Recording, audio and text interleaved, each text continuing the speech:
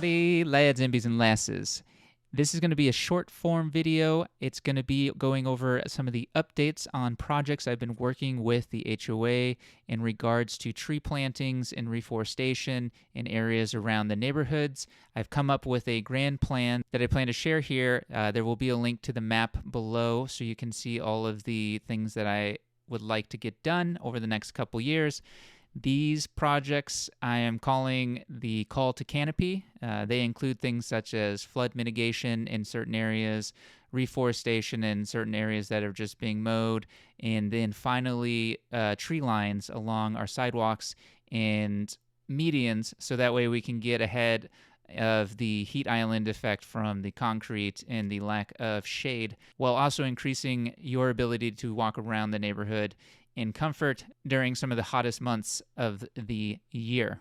So as you can see here on the screen, it's called Call2Canopy, floodplain mitigation. I have gone through and measured out areas that are great candidates for canopy reforestation. The projects are divided up into three groups. There is the Master HOA, which you can see normally handles the things along Harris Branch Parkway. Then there's the Residential HOA projects that will be along the residential areas that the Residential HOA takes care of. And then there are third projects, and these are projects where we've teamed up, mainly myself, has teamed up with tree folks, the City of Austin, as well as Austin Watershed, when it comes to identifying areas that are perfect candidates for projects that this tax-exempt company, Tree Folks, partners with the City of Austin to go out and do. So the third projects that you will find on here are ones where we partner with Tree Folks. Tree Folks is a tax-exempt company that partners with the City of Austin and Austin Watershed engineers. They coordinate a lot of floodplain restorations and sapling plants. They have two programs that they go to, and I'll get into those in a second. But if you click on each one of these, you will see additional information in the description underneath the name. This will kind of tell you what group we hope to have doing this. The tree folk projects will be the larger areas that are just currently mowed and not really doing much other than costing us a lot of money. They're not in areas that people are playing in the sense of they're hilly. They're not flat areas where people can kick balls and stuff around. These projects would be very focused on floodplain mitigation because once we get full canopies in these areas, the erosion will stop, and that will protect a lot of the homes that are located up against these spaces that are currently seeing very large amounts of erosion. This one in particular over here, the Tree Folks Gilliland Creek, this is one that we completed. This is one of the very first ones I was able to get done a couple years ago. Video of that here. So I've been working with the neighbors, the HOA, Watershed, and they adopt their program. And we've been doing this. This used to be mowed all the way down there. We were able to get it up. We were able to put these bird boxes and just a lot more sections around the neighborhood. So, you can always just take this back to where you live, look for a little plot of land, figure out who's mowing it, and take action. These groups are phenomenal. The groups in Austin, just Tree Folks, keep Austin. We have such great resources here, and they help you out quite a bit. We're very fortunate in Austin to use these guys and think about adopting a creek. The thing that Anthony is that he's working through his HOA. So any of you that live in areas that have HOA. Yeah, in fact, trying to figure out who mowed it ended it. We need me running for the HOA, so I'm on the HOA as well. There we go. Yeah.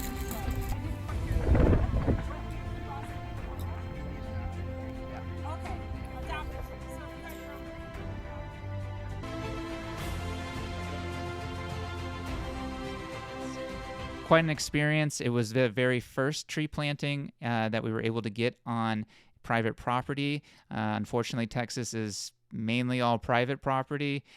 Tree folks in the City of Austin normally try to do public lands. However, they've run out. So they've started to open up the opportunities for private property owners to engage with their two programs, the Ready, Set, Plant and the floodplain mitigation. And if you look over here in the Greenscape project section, you can click on each one of those and it'll take you to the location where that's at. So you can get an idea where these projects will be completed. There is no timeline on these right now. The major one that I've been trying to get done and been working very diligently with the board on is the green wall. This is the one along Farm Haven down to St. Mirren. That is still out for bids. We have set up an RFP for vendors and we are waiting to get those all in so that way we can make a decision and see what we can do to get that started this planting season. The other major project that's in the works right now for the trees has been the thinning of the canopies. That has been something that has been neglected with previous boards. However, at this time with the new board, it seems like we have a pretty strong coalition that has their heart in the game when it comes to preparing this community for the future that awaits us. This includes that thinning of the canopy. We've gone 20 plus years with our trees not being thinned at the upper levels of the canopy, and so that'll be something hopefully we get done this season, so that way in the future, when we have those ice storms roll through again, we won't lose as much of it because there won't be as much volume to those that will add to the extra weight. There is one additional project I have planned. There is a very large dead pecan tree over in Edinburgh. I'll put it up here so that way you can see it. And if you look at it, you'll notice that it's very far away from the playground. The larger limbs, however, are closer to the other trees in the path. However, one of the biggest things that we have been dealing with when it comes to the birds and wildlife of our communities is that when we see dead trees, we tend to cut them down. Even if there's not a threat to property or life, most people just cut them down. The problem with that is before this practice started, trees like that had died are valuable and vital resources for wildlife to live in. A lot of them live in the hollowed out parts of dead trees. So one thing I would like to do with it is obviously bring all those limbs in, have those trimmed off, but I would like to fence it off and reduce the mowing around it, put a fence up, and then put an educational plaque up there so that way kids and family members can know what's going on with it. And hopefully what it will turn into is a home for our local wildlife. There are plenty of really cool and interesting animals that use these as nesting cavities. I've got my fingers crossed for a great horned owl. I know there's one in the neighborhood. I haven't heard him in a while, but if we could get him a new spot, because I'm sure he's lost out on a lot of it after all the development that's gone in around here. And this would be a great opportunity for kids to interact with nature, to understand and sort of change this perception that every time you see a dead tree that you have to cut it down. And this would also help our local wildlife in this area. Additionally, I know some people are concerned, what about if something happens? The safety concerns are only there if you go up to the tree, if there's something nesting there and maybe they have babies. However, I don't know if any of you have had the opportunity, but I really recommend going down and checking out the Ladybird Wildflower Center. They have a great horned owl there that is less than 10 feet away from visitors daily, a lot more than the people who go out to that playground. With children, dogs, kids, all sorts of things going underneath her. Athena is her name. And there has been no issues with her attacking anyone when she's nesting. So this would be a cool opportunity for us to have an Athena up here and then also save all of that material, just the trunk, not the limbs, of that tree for possibly a new neighbor. Next, coming over to here, we have a tree folk floodplain restoration. Now, I'm going to go into really quickly the two different types of programs that Tree Folks does. They do a ready, set, plant, and I'll put the links to these websites in the description below, so you can go and visit them and click around and read as you see fit. Ready, set plants are volunteer-based. This is coordinated with Tree Folks. They set up a registration for people to volunteer. They have a limited amount of spots depending on how big the planting is. They bring out volunteers who are also guides to show you how to do this plantings. If you look over here really quickly, this picture right here, that's our neighborhood, actually, right there off of St. Mirren in Kilbarchan. That's Gilliland Creek back there. So anyways, this is volunteer-led. These are really fun to get people involved with. And when we do have those, I will definitely let everyone know so that way you all can come out and see how easy it is to plant trees. Now, the goal with these is to put a bunch of little saplings out. You water them one time, and then that's it. You let them go. So you put a bunch out, and if you get 5%, 10%, that's plenty of trees for that area. And it's no maintenance, no extra water, and then you get a tree that's really hardy and acclimated to the area that it is growing in. So that's the Ready, Set, Plant. That's how I actually got involved with Tree Folks. The other one, which is this project that I am leading up now, is a floodplain reforestation program. So this isn't a volunteer planting. So they're not going to be having folks come out to help us plant trees. They have a contractor that goes and does this very quickly and efficiently with great success on survival rate of the trees when they plant them. The difference with this project is that it has the opportunity for tree folks to then use these trees that we plant as carbon credits. And if you come down here, you'll find all the information about carbon credits. You can click on all the links and go into further detail. But essentially, think of them as EV credit. You know how gas car companies will buy credits from EV companies so that way they don't have to make an EV. They can keep making their gas cars, but they can still meet their requirements. Well, this happens with cities as well. And so what Tree Folks does is it offers to do all this free of charge. They come out and do everything and put the trees in. The only stipulation is that we have to commit to protecting those trees for 26 years. And it's not an automatic. They get to, use it for the carbon credits. It's one of the things where the landowner can offer it to them. I think it's a great deal because these areas that you're going to be putting these trees in are in areas that you really don't want to mow. They are floodplain mitigation. So these are going to be areas where we're seeing a lot of erosion when we have flooding, and there's not any material there to hold that soil in place. Contrary to popular belief, mowing things down to the creek, mowing them down to the bed of a river or something like that, terrible for erosion. And that erosion will eventually catch up to your house, and then you'll wish there was a bunch of trees there to have prevented that. So with that in mind, we've located a location that is going to be a great candidate for this project.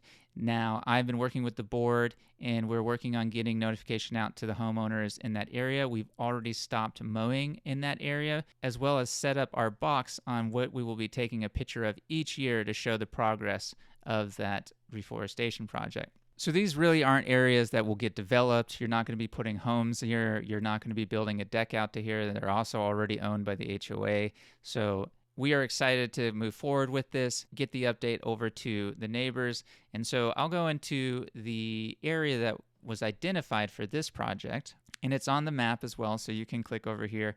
If you zoom out, you'll see here is the Harris Branch Parkway. And then over here, you see the little gray sections. So you can zoom in on those. And it's kind of really these three areas. I'll pull up the satellite map so you can see it a little bit better here. So this is a water quality pond. It used to be managed by the city of Austin. However, city of Austin Watershed handed over management of it back to the HOA. They're no longer going to be using it as that. This area right here is a big berm. And then this is the overflow. And what has been happening is the water sometimes is going out here and coming around and taking all that soil off. Very short little root systems in that grass that's not going to hold anything. So it's just constantly just taking away soil and soil. So after they handed this over, the Austin environmental scientist that I've been working with notified me that this is going to be a great candidate to then reforest. So she put me in contact with the Tree Folks contact, and that's how we put together the plan for the flood mitigation project. It's going to include this area here. This is all part of the berm. And then this area over here as part of the berm. And then it includes out to here. And you can see those if you come over here into this map. And you can click them and see each section. And over here, it'll tell you the description of them. We're really excited to get this project underway. They were able to get us in last minute. And in regards to that erosion, I'll put up some pictures real quick of these cracks that are happening all along this bank because there's no plant material. And then I'll show you over here there's a tree, and if you look at the soil around it, it's all held. Yes, it's compacted because there's been mowers running over it, and of course they were, collecting the leaves and taking them away, so you didn't have any of the great topsoil that you normally would have if you left it natural. So that's going to be in the works. So that's the next project. This is going to be 1,000 saplings that they're going to put in for us. The only thing that we need to watch out for is make sure there's always every once in a while some little goblin or little troll who wants to go out there and rip out all the trees and cut them down. So we will be putting the notice out to the homeowners in that area to keep an eye out, let us know, because in this planting, there is a fine that can be associated with those trees being removed. So if a homeowner is caught removing them, then they will be liable for the cost that the HOA would owe tree folks. So most people don't have a problem with it, but you always have a few curmudgeons who don't want to get with the program. Now, this project is moving right along. The flagging and seeding for native grasses that we're going to be planting out there is going to be on the 17th. It's going to be at 11 a.m. It'll be myself and one of the tree folks representatives. She'll be bringing out the flags, and her and I will be flagging it. The flagging and the seeding is an opportunity for you to come out. So if there's any of you who would like to come join us, it's the 17th at 11 a.m. I'll put it down there in the description. Shoot me a message on here and include your phone number so that way I can text you and let me know if you want to come out. We don't need a lot of people, maybe 4 or 5 folks would be plenty. You'll get a chance to meet the tree folks representative and myself and help us do something for the community. One last thing on that seeding and flagging. We anticipate it's only going to take about 3 hours depending on how many people show up, so it could be shorter, but plan for that. You don't have to stay there for the whole time. You can come for an hour, no worries on that.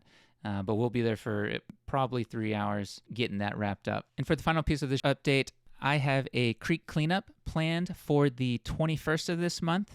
This is going to be in the area shown on the map. It's going to be on Kilbarchan and St. Marin Road is normally where we rally.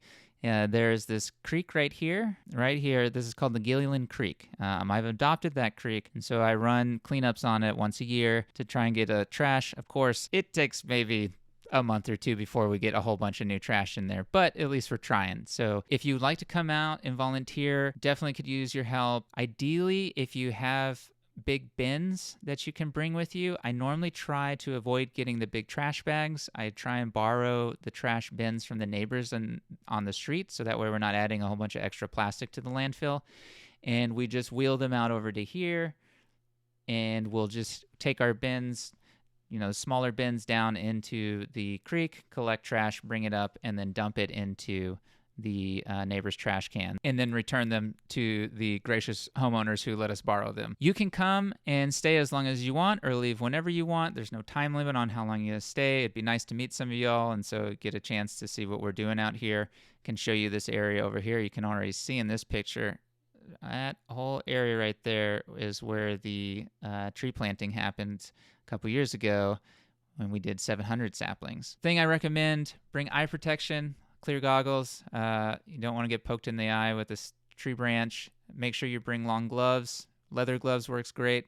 You may encounter animals out here. We're going to be walking around in their homes, so just be aware of that. I'm very good at identifying snakes, and so if there's any concerns or something like that, I can help with that. I'd recommend long sleeves, sunscreen, sunglasses, a hat, water, snacks if you can, and then we'll rally out here around 11:30, and we'll probably clean until, I don't know, we'll see how everyone feels, but maybe around 2. Depending on how many people show up, it could go much quicker. This is one other aspect that's really important about why it's so good to not mow down to your creek is with this area of tall grass over here, most of the trash now that is blowing from over here, from these houses and cars and stuff, is getting caught here. It's not going down into the creek because there's material to catch it. Now, that doesn't mean we still don't have trash down in here. A lot of times what happens when we have heavy rains, all that stuff from the street and the rain gutters gets carried down into this area. So these will be the 2 main areas we'll focus on. We'll focus from this bridge to here, and we'll focus from this bridge to wherever we feel comfortable. All right, yeah, so message me. Let me know if you want to come out for either one of those or both. That way I can have an idea of head count. And if you can't show up, just text me and let me know. And hopefully I'll see some of you guys on the 17th. I'll put that information down in the description below at 11 a.m. over in the St. Marin Greenbelt. And if you didn't catch where that was, it's over here off the St. Marin Road. You'll see it right there. There's mailboxes, and you can just walk down that sidewalk and meet us up over here. Or if you're free on the 21st to help with the creek cleanup, that again is going to be over on St. Marin in Kilbarchan in the Gilliland Creek area, this area right here. And so I'll put GPS coordinates in the description below for each project, so you can also just put that into your phone. I hope you guys are as excited as I am about the future of Harris Branch in this new project list of all the areas that we're going to be planting. I'm very excited with the new board that'll be here. I know most of them are on board with this, and I'm excited to finally stop being in battle mode and start moving forward with projects that impact our community and prepare it for the future and benefit all of us. If there's anything on here you think I missed, you have any questions, concerns, or comments, don't hesitate to leave a comment below. Hit like and subscribe if you want to keep up to date with these videos. I normally do an HOA recap video once a month. That'll be coming up here shortly. Again, I appreciate all of you guys supporting the channel, supporting myself, being part of the community, and being as excited as I am about the future of these neighborhoods and what the possibilities are that lay before us. That all being said, y'all stay safe out there. Take care. Bye.